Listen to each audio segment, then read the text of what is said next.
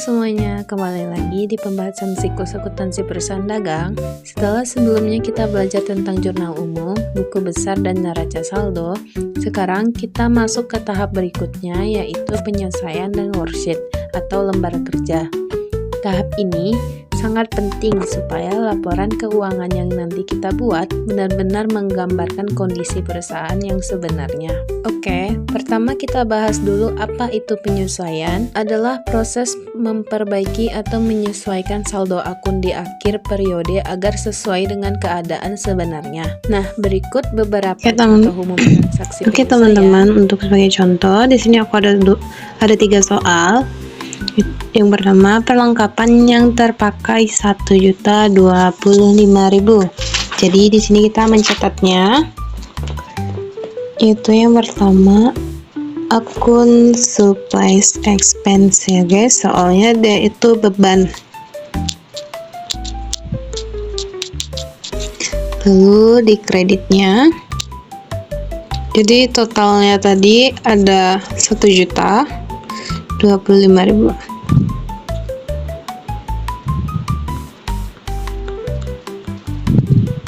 Lanjut soal yang ketiga, berdasarkan perhitungan yang dilakukan di perolehan hasil bahwa fade in lebih besar dari fade out.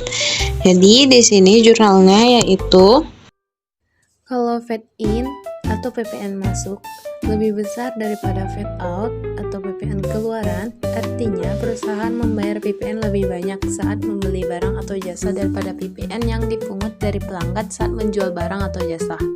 Kesimpulannya, perusahaan mengalami kelebihan bayar PPN. Jadi, maka muncul yang namanya itu prepaid tax ya teman-teman. Atau dengan kata lain, terdapat PPN lebih bayar kepada pemerintah. Hasilnya akan sama ya teman-teman.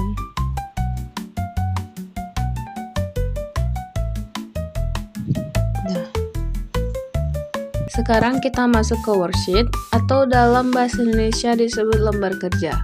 Worksheet adalah alat bantu untuk menyusun laporan keuangan secara lebih mudah dan sistematis.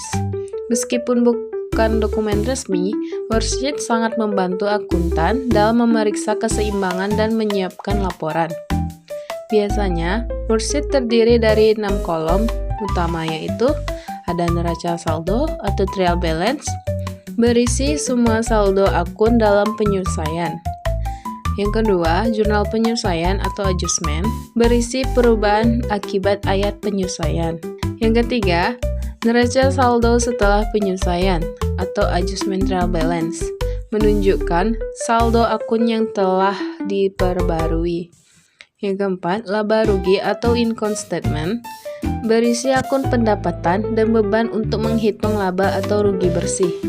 Yang kelima, neraca atau balance sheet, berisi akun aset, kewajiban, dan modal setelah penyelesaian. Dengan worksheet, kita bisa melihat gambaran lengkap kondisi keuangan perusahaan sebelum membuat laporan keuangan yang sesungguhnya. Jadi, kesimpulannya, penyesuaian dilakukan agar saldo akun mencerminkan keadaan sebenarnya di akhir periode. Worksheet digunakan sebagai alat bantu untuk menyusun laporan keuangan dengan rapi dan cepat. Dua tahap ini membuat laporan keuangan jadi lebih akurat dan bisa dipercaya. Nah, setelah tahap ini selesai, kita akan lanjut ke tahap selanjutnya, yaitu laporan keuangan dan jurnal penutup. Terima kasih sudah menonton, jangan lupa like dan subscribe kalau video ini membantu kamu belajar akuntansi. Bye-bye!